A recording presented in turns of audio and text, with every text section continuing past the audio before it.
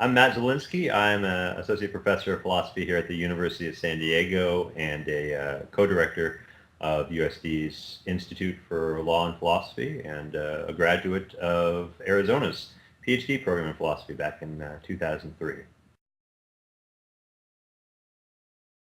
Now, I suppose like most people, I've always thought that sweatshops were a great deal if you're a consumer and if you're a manufacturer, but a terrible deal if you're a laborer. It looks like a zero-sum game. Someone is getting rich and off of somebody else through exploitation.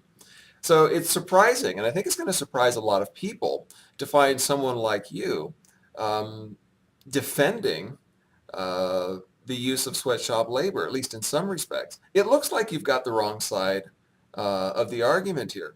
So I'd like to start by asking you, why would anyone defend sweatshops in the first place? So for me, and this sounds paradoxical, I realize it, but I defend sweatshop labor precisely because I think it's good for the workers. I deny the claim that it's a zero-sum interaction. That's often what we think of when we think of exploitation. We think of one person gaining at another person's expense. But not all exploitation is like that. Even if sweatshop labor is exploitative, it's exploitative in a way that's mutually beneficial. So that, yeah, of course, employers gain, of course, consumers gain from the employment of sweatshop labor. Labor is cheap, lowers the cost of goods. Uh, but it's important to recognize that workers gain too. And in fact, precisely because workers are in such a desperate situation antecedently, they're very poor, they have very few options. That's why sweatshop labor looks attractive to them. Precisely because they're that desperate, they have typically much more to gain by sweatshop labor than the employers gain, so that the wages that they earn by working a sweatshop job compared with the wages that they would earn elsewhere in the domestic economy are much, much higher. And because they're so poor, that increase in wages can make a tremendous difference in their quality of life. Employers, on the other hand, they gain by using cheaper labor, but the gains are relatively small. If you look at the profit rates of employers that utilize sweatshops and compare those with the profit rates of employers that do not utilize sweatshops, you find they're basically about the same, which suggests that those employers aren't extracting any tremendous amount of surplus value out of the workers. Like any kind of money-saving invention in industry, anything you can do that lowers your costs, once you do it, your competitors tend to do it too. And so any profits that appear in the first instance are pretty quickly eaten away by competition. Okay. So if sweatshops are a good deal for the employer and if they're a good deal for the worker, why are people so upset? I mean, what is there to dislike about sweatshops? I actually think there's quite a lot to dislike about sweatshops. Uh-huh.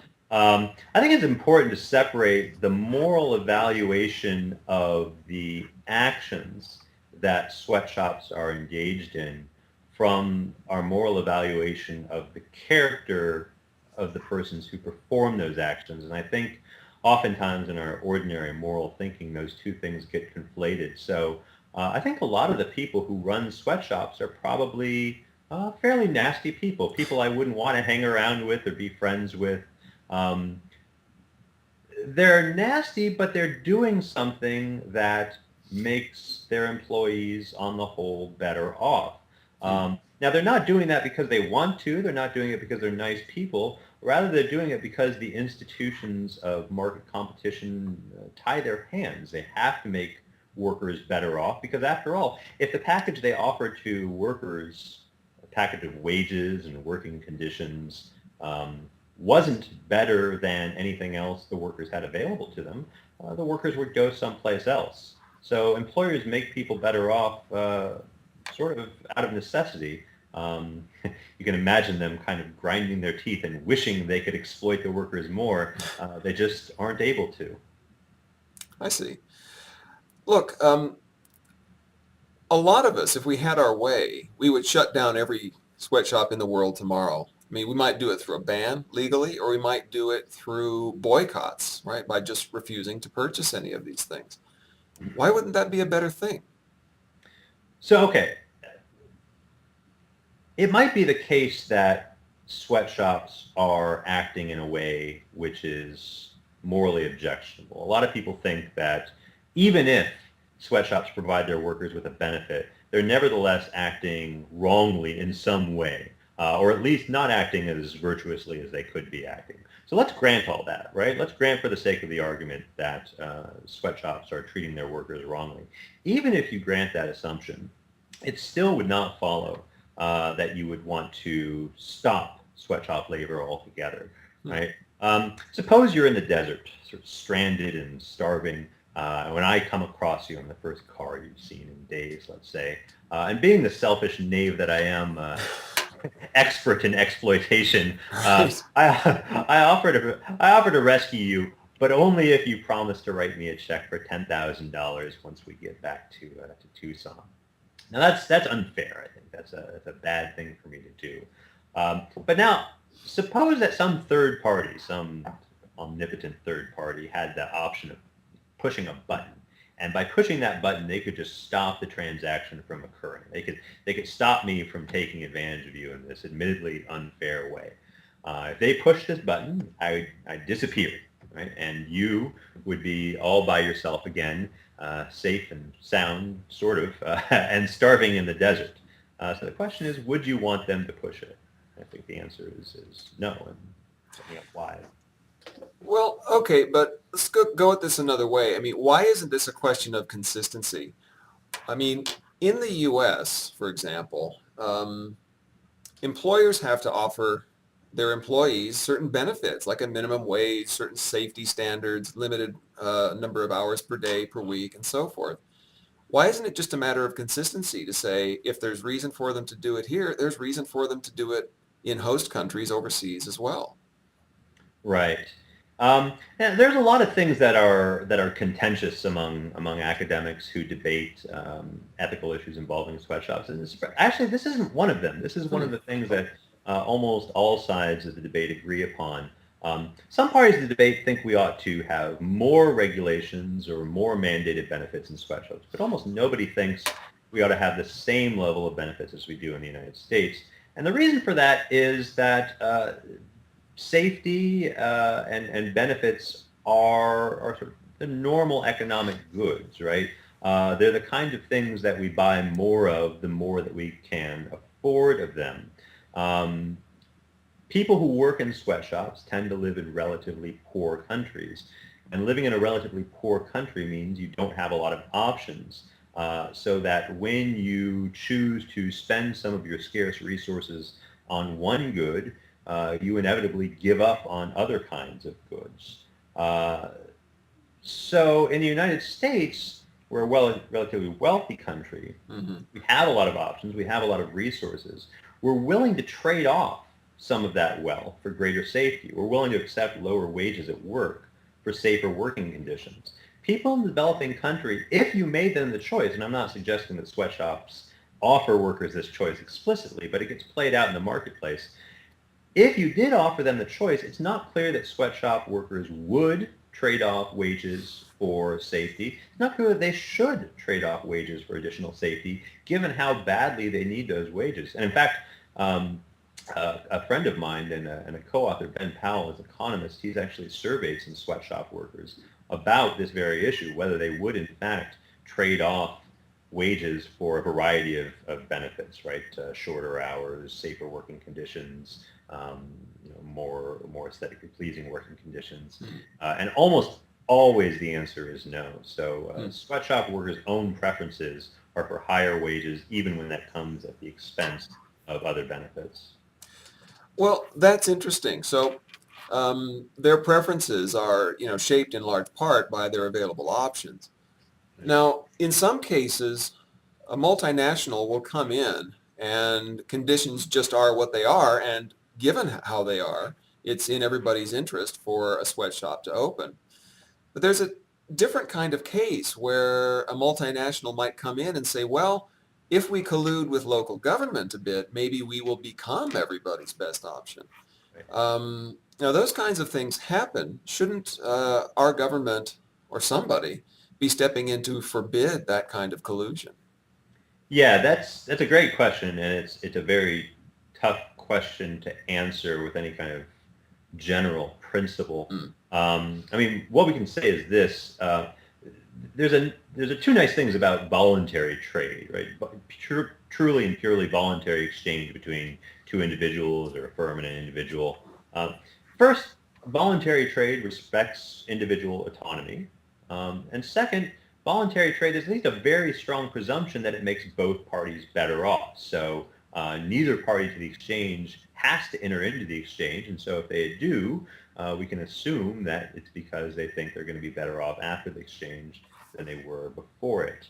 Um, Governments, on the other hand, have the power of coercion, which means that they can force their citizens to take a deal whether it's in their interest to do so or not. So when governments use that coercive power on behalf of some corporation, I think the presumption of mutual benefit is undermined. It's possible that governments will use their power in a way that benefits their citizens, but there's nothing to guarantee that they will, as there is in the case of voluntary exchange. So it's really not easy to decide in any kind of general way whether we ought to ban these collusive agreements or not. I think that sometimes doing so would improve the lives of citizens and workers, and other times possibly not. Okay. Look, here's another way in which multinationals might be making things worse. Are they making things worse over time? I mean, for example, um, when we were young, the idea of going to buy a new television and your first choice would be a Korean brand and your second choice would be another Korean brand, right? This was just not among the options. And yet, I bought a TV a few weeks ago and that was precisely the order of my preferences. So things have changed in South Korea at any rate quite a bit. Um, but isn't there reason to think that sweatshops keep the host countries that they are in from making that kind of progress over time? Aren't they coming in, hiring poor workers, and 30 years later, we still have poor workers without better options? Yeah, that's a surprisingly common belief. It's surprisingly common given that we have both good theoretical and good empirical reasons for thinking that it is false. So theoretically, right, I think we should expect antecedently that because trade is a mutually beneficial activity, that when multinational corporations get involved in a developing country, they are going to contribute at least as much to the domestic economy as they take out. Of course, part of what they contribute will take the form of the wages that they pay to their workers, but they'll also bring physical capital to a country, building buildings and bringing machines there and so forth. And that they also play an important role in the development of human capital in the country, right? So the way sweatshops work is you have some multinational corporation that generally has a contractual relationship with a domestic firm, and it's the domestic firm that's the sweatshop. And rather than sort of sending its own people there to run the whole show, the multinational corporation will instead train some of the domestic workers to oversee the sweatshop. And that training is something that stays in the domestic economy. You now have people who know how to manage workers in a way that they didn't know how to manage workers before. That builds up, and over time you have an increase in human capital. That human capital can be used outside of the sweatshop in places elsewhere in the economy. So there's a kind of theoretical reason, I think, to expect that sweatshops are going to make an economy better off over time. And empirically, if you look at sort of where sweatshops have been over time, I think you find some confirmation of this theory. So they tend not to stay in the same country for very long. So look at Nike, for example. Nike is one of the countries that or companies that got in a lot of trouble in the early 2000s for running sweatshops. There were a lot of protests against Nike when I was at the University of Arizona, actually, because University of Arizona's athletic apparel was manufactured by Nike, and charges were made that Nike was employing sweatshop labor. Mm-hmm. But if you look at where Nike outsourced its production to, it started in Japan. That was the first sort of sweatshop that Nike set up in the middle part of the 20th century. In the 1980s, they moved to South Korea, Taiwan, And then by the late 1990s, they'd moved again, this time to China and Indonesia. Now, why did this happen? Why was there continual mobility? What, for instance, became wrong with Japan, right? Japan has good workers, good capital. Well, the simple answer is they got good workers, good capital over time as a result of economic growth. By the time the 1980s came around, Japanese workers had literally better things to do with their time than work in a sweatshop. They had more opportunities produced by economic growth. More opportunities meant more demand for workers and, as a consequence, higher wages for workers. Well, thanks. I mean, a lot of people who read your work are going to be people who think about policy and social philosophy, but I mean, the things that you're talking about are of interest to a broader audience. A lot of people who are interested in this are just ordinary citizens who don't know what to think or who don't know what to buy. What kind of advice would you give to the average citizen? Well, so let me start with some advice that I would not give. I came across this pamphlet, this Shop with a Conscience guide, Yep. produced by an organization called Sweat-Free Communities. You can Google this, I'm sure, and find it yourself. So they certify these factories, right, as sweat-free when the factory pays a decent wage and has as what the organization deems to be good working conditions. Now, Ben Powell, who I mentioned a while ago, actually took this list of factories and sort of plotted them all out on a map. And it turns out that when you do that, all of these factories, or at least the overwhelming majority of them, are in North America, mostly in heavily unionized shops. So what that means is this. So this organization is appealing to consumers' sense of concern for sweatshop workers in the developing world, right? Say, don't buy from sweatshops because they're bad for these people. And they're appealing to that sentiment to try to get you to buy goods produced by workers in the developed world, in the United States or Canada. So what happens if we follow that advice? Uh, are workers in the developing world made any better off? Well, no, absolutely not. The only thing that happens is more money gets channeled away from them and towards workers who are, by global standards, among the world's wealthiest people, right? Even a sort of middle class or lower middle class income earner in the United States is among one of the wealthiest people on the planet. So I think the claim that that's what shopping with a conscience is supposed to look like is hard to defend. I think, look, the short answer to your question is this. If you want to help people who work in sweatshops buy the stuff that they make, the more we increase the demand for the things these workers produce, the more we increase the demand for the workers themselves, and that ultimately means higher wages for people who need it very, very badly.